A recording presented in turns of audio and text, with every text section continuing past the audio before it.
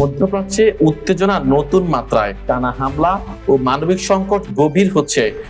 সংঘর্ষ অব্যাহত থাকছে ইসরায়েল সীমান্তে। এদিকে ইরানের সম্ভাব্য সম্পৃক্ততা এবং আঞ্চলিক শক্তিগুলোর কৌশলগত অবস্থান পরিস্থিতিকে আরো জটিল করে তুলছে। আন্তর্জাতিক মহল যুদ্ধ বিস্তারের আশঙ্কায় সতর্ক, আর বিশ্ববাসীর দৃষ্টি এখন এই অস্থির অঞ্চলের দিকে। ইউক্রেন যুদ্ধের সেই ভয়াবহ ড্রোন কৌশল কি এবার মধ্যপ্রাচ্যে?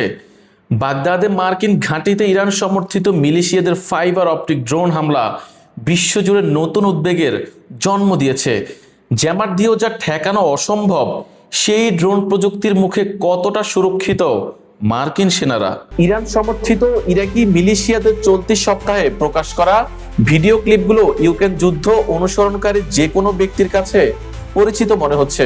ফাইবার অপটিক তার দিয়ে নিয়ন্ত্রিত ড্রোন, যেগুলোকে জ্যামিং করে অকার্যকর করা যায় না, সেগুলো বাগদাদে অবস্থিত যুক্তরাষ্ট্রের একটি ঘাঁটির উপর দিয়ে উড়ে বেড়াচ্ছিল।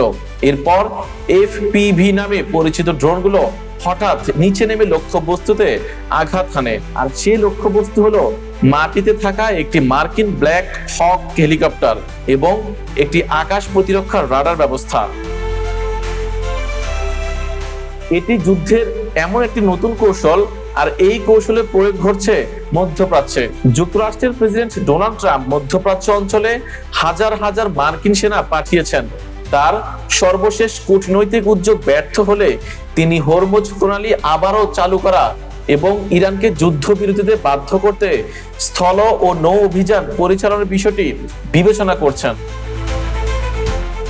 যুক্তরাষ্ট্রের এসব মেরিন ও সেনা সদস্যরা ইরানে অবতরণ করলে তারা এমন একটি ড্রোন নিয়ন্ত্রিত পরিবেশের মুখোমুখি হবেন যা ইরাক ও আফগানিস্তানের যুক্তরাষ্ট্রের আগের সামরিক অভিযানের সঙ্গে খুব কমই মিল রয়েছে। সেখানে প্রধান হুমকি ছিল ছোট অস্ত্রের গুলি এবং মাটির নিচে পুঁতে রাখা বিস্ফোরক।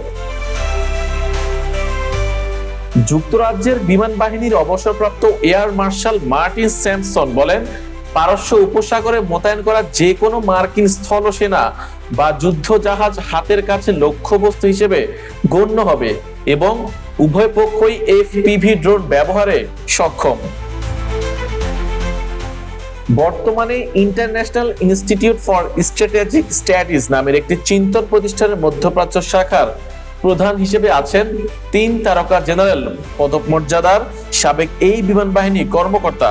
তিনি আরো বলেন, ইউক্রেন যুদ্ধে জ্যামারের পাশাপাশি ড্রোনের আক্রমণ ঠেকাতে যানবাহনে যে ধরনের সরঞ্জাম ব্যবহার করা হয়, মধ্যপ্রাচ্যে আসা মার্কিন বাহিনী বা তাদের ল্যান্ডিং ক্রাফটগুলোয় তেমন সরঞ্জামের অভাব রয়েছে।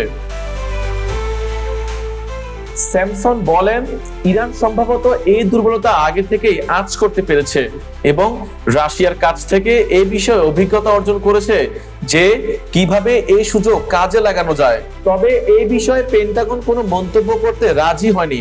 তারা বিষয়টি যুক্তরাষ্ট্রের সামরিক বাহিনীর সেন্ট্রাল কমান্ডের সঙ্গে যোগাযোগ করতে বলেছে।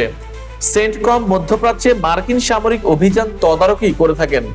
সেন্ট্রাল কমান্ডের একজন মুখপাত্র ইরান কিভাবে ইউক্রেন যুদ্ধের শিক্ষা কাজে লাগাচ্ছে সে বিষয়ে কোনো মন্তব্য করতে রাজি হননি। আকাশে অদৃশ্য তারের ড্রোন আর সমুদ্রে প্রাণঘাতী ড্রোন বোট যুদ্ধ কৌশলের এক নতুন সমীকরণে মধ্যপ্রাচ্য। ইউক্রেন যুদ্ধের অভিজ্ঞতা কাজে লাগিয়ে ইরান কি তবে মার্কিন যুদ্ধ জাহাজ ও হেলিকপ্টারগুলোর জন্য মরণ ফাঁদ তৈরি করেছে? FPV ড্রোন ছাড়াও যুদ্ধের কৌশলে আমূল পরিবর্তন এসেছে। ইরানের মতো ইউক্রেনের প্রথাগত নৌবাহিনীও অনেকটা ধ্বংস হয়ে গেছে। তবু তারা সমুদ্র পথে ড্রোন ব্যবহার করে রুশ যুদ্ধ জাহাজগুলোকে লক্ষ্যবস্তু করেছে এবং রাশিয়ার ব্ল্যাক সি ফ্লিট বা কৃষ্ণ সাগরীয় নৌবহরকে বিপর্যস্ত করে দিয়েছে। ফলে ওদেসার মতো প্রধান বন্দর সহ কৃষ্ণ সাগরের পশ্চিমাঞ্চলীয় নৌপথগুলো রুশ বাহিনীর জন্য এখন এক নিষিদ্ধ এলাকা হয়ে দাঁড়িয়েছে। সামরিক বিশেষজ্ঞদের মতে ইরানের সামুদ্রিক ড্রোনগুলো ইউক্রেনের মতো অতটা উন্নত নয় এবং এগুলো স্টারলিংকের মতো নেভিগেশন সুবিধাও নেই। তবু হরমুজ প্রণালীর মতো সরু জলপথে এগুলো যুদ্ধ জাহাজ ও তেলবাহী ট্যাঙ্কারের জন্য প্রাণঘাতী হয়ে উঠতে পারে। চলতি সপ্তাহে বাগদাদে ইরাকি মিলিশিয়াদের ব্যবহৃত ফাইবার অপটিক তারযুক্ত FPV ড্রোন এবং ইরানের ইসলামী রেভলিউশনারি গার্ড কোরের আইআরজিসির কাছে থাকা এই ধরনের বিপুল সংখ্যক ড্রোন একটি উদ্বেগজনক পরিস্থিতির ইঙ্গিত দিচ্ছে, কারণ বর্তমান ইলেকট্রনিক প্রতিরোধ ব্যবস্থার মাধ্যমে এসব ড্রোন থামানো সম্ভব নয়। রাশিয়া ইরান সামরিক জোট কি বদলে দিচ্ছে আগামী যুদ্ধ কৌশল? ইউক্রেনের ড্রোন বিপ্লব নিয়ে কেন সতর্ক হচ্ছেন সমর বিশেষজ্ঞরা? আর কেনই বা ডোনাল্ড ট্রাম্প বলেছেন আমাদের কারো সাহায্যের প্রয়োজন নেই? ড্রোন প্রযুক্তির এই স্নায়ু যুদ্ধের পরিণতি কি হতে পারে? 2024 সালের শেষ দিকে রাশিয়ার তুরস্ক অঞ্চলের ইউক্রেনীয় নিয়ন্ত্রিত অংশ পুনর্দখলের অভিযানে ওয়ার গাইডেড বা তার নিয়ন্ত্রিত ড্রোনের বিধ্বংসী ব্যবহার শুরু করে মস্কো। পশ্চিমা ও ইউক্রেনীয় কর্মকর্তাদের মতে মস্কো ইরানের নকশা করা দূরপাল্লার শাহেদ ড্রোনগুলোকে আরো আধুনিক ও উন্নত করেছে। পাশাপাশি তেহরানের সঙ্গে সামরিক প্রযুক্তিতে নিবিড় সহযোগিতা এবং কয়েক দশকের মধ্যে ইউরোপের সবচেয়ে রক্তক্ষয়ী যুদ্ধের অভিজ্ঞতা বিনিময় করছে রাশিয়া। কিয়েভ ভিত্তিক চিন্তন প্রতিষ্ঠান সেন্টার ফর ডিফেন্স স্ট্র্যাটেজিস এর প্রধান ও ইউক্রেনের সাবেক প্রতিরক্ষা মন্ত্রী আন্দ্রি জাগোরোদনিউক বলেন, রাশিয়া ও ইরানের মধ্যে একটি জোট রয়েছে। মিত্র হিসেবে তারা সবসময় সক্রিয়ভাবে অভিজ্ঞতা, গোয়েন্দা তথ্য ও প্রযুক্তি বিনিময় করছে। প্রকৃত মিত্র হিসেবে ইরানিরা এই যুদ্ধের শিক্ষাগুলো গ্রহণ করেছেন এবং আরো শেখার চেষ্টা করবেন। পারস্য উপসাগরীয় অঞ্চলে জাহাজ চলাচলের স্বাধীনতা নিশ্চিত করতে প্রেসিডেন্ট ট্রাম্প যদি ইরানের দ্বীপ বা উপকূলীয় এলাকা দখলের জন্য স্থল অভিযানের নির্দেশ দেন, তবে মার্কিন সামরিক বাহিনী এই নতুন ধরনের যুদ্ধক্ষেত্রের সঙ্গে খাপ খাইয়ে নিতে তাদের রণকৌশল কতটা পরিবর্তন করেছে তা নিয়ে প্রশ্ন রয়েছে। এ বিষয়ে জানাশোনা আছে এমন একজন রুশ শিক্ষাবিদ বলেন, রাশিয়ার মতো একজন ভালো শিক্ষক পেয়েছে ইরান এবং তারা এই যুদ্ধ থেকে শিখতে আগ্রহী, কিন্তু যুক্তরাষ্ট্রের মধ্যে আমি তেমন কোনো আগ্রহ দেখছি না। ইউক্রেনের সহায়তার প্রস্তাব প্রত্যাখ্যান করলে চলতি মাসে প্রেসিডেন্ট ট্রাম্প ফক্স নিউজকে বলেন, মার্কিন সামরিক বাহিনীর ইউক্রেনীয় অভিজ্ঞতার কোনো প্রয়োজন নেই। তিনি বলেন, ড্রোন প্রতিরক্ষা ব্যবস্থায় আমাদের তাদের সাহায্যের দরকার নেই। আমরা ড্রোন সম্পর্কে যে কারো চেয়ে বেশি জানি। বিশ্লেষকদের মতে মার্কিন মেরিন কোর সাম্প্রতিক মাসগুলোয় এফপিভি ড্রোন নিয়ে পরীক্ষা নিরীক্ষা শুরু করেছে। তাদের প্রথম এফপিভি দলগুলোকে প্রশিক্ষণ দিচ্ছে, যা কেবল প্রাথমিক ধাপ মাত্র।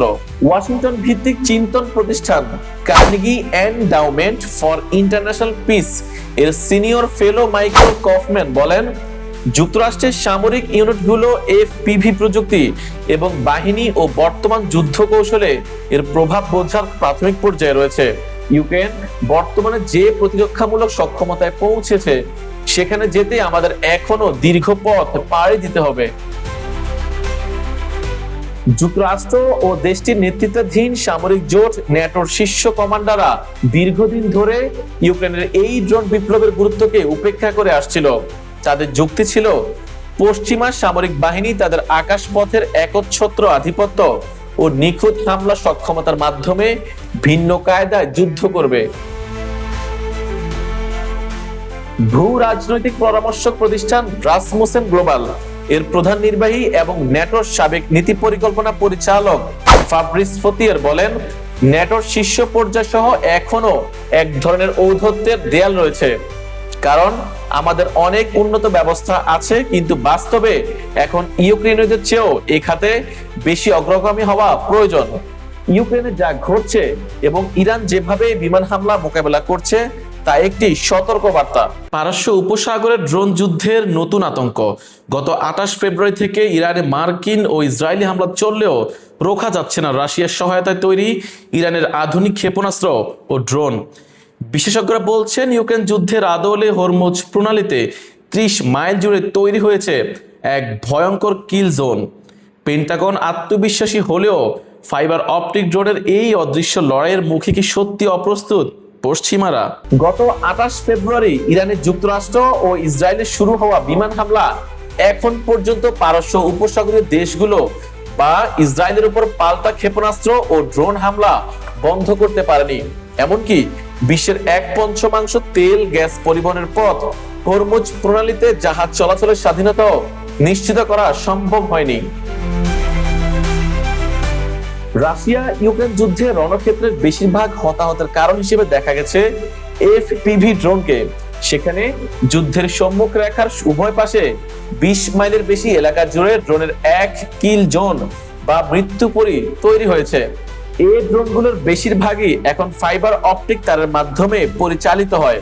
কিছু মডেলের ড্রোন 30 মাইল পর্যন্ত তারের সংযোগ বজায় রাখতে পারে, যা হরমুজ প্রণালীর সবচেয়ে সংকীর্ণ অংশের প্রস্থের সমান।